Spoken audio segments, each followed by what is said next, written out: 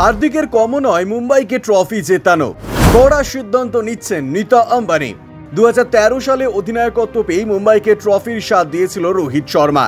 এরপর তার হাত ধরে 2015, 17, 2019, 2020 সালেও খেতাব জিতেছে মুকেশ আম্বানির দল। কিন্তু পূর্বসূরির পথে হাঁটতে পারেনি হার্দিক। গুজরাট টাইটান্স অধিনায়ক হিসেবে 2022-এ ট্রফি জিতলেও মুম্বাইতে এখনো পর্যন্ত অধিনায়ক হিসেবে ব্যর্থতাই বলা যায় তাকে। এমত অবস্থায় আগামী বছর তারকা অলরাউন্ডারকে আর নেতার ভূমিকায় দেখা যাবে কিনা তা নিয়ে দ্বিধাগ্রস্ত ক্রিকেট মহল। যদি হার্দিকের কাছ থেকে সত্যি অধিনায়কত্ব কেড়ে নেওয়া হয় তাহলে তা তুলে দেওয়া হতে পারে সূর্য কুমার যাদবের হাতে। এই মৌসুমে হার্দিকের অনুপস্থিতিতে চেন্নাই এর বিরুদ্ধে একটি ম্যাচে দায়িত্ব সামলেছেন তিনি। আগামী বছর পেতে পারেন পূর্ণ সময়ের দায়িত্ব। মুল্লানপুরের মহারাজ যাদবেন্দ্র সিং আন্তর্জাতিক ক্রিকেট স্টেডিয়ামে আইপিএল এর দ্বিতীয় কোয়ালিফায়ার ম্যাচে প্রথম ব্যাট করেছিল মুম্বাই ইন্ডিয়ান্স। তারা 20 ওভারে 6 উইকেটের বিনিময়ে 203 রান করেন।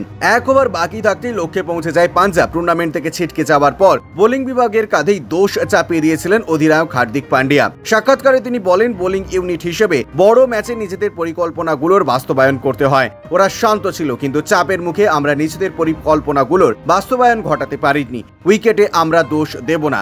সঠিক লেন্থে বল করতে পারতাম অথবা সঠিক সময়ে সঠিক বোলারকে ব্যবহার করতে পারতাম। ব্যুরো রিপোর্ট, ইউজে নিউজ।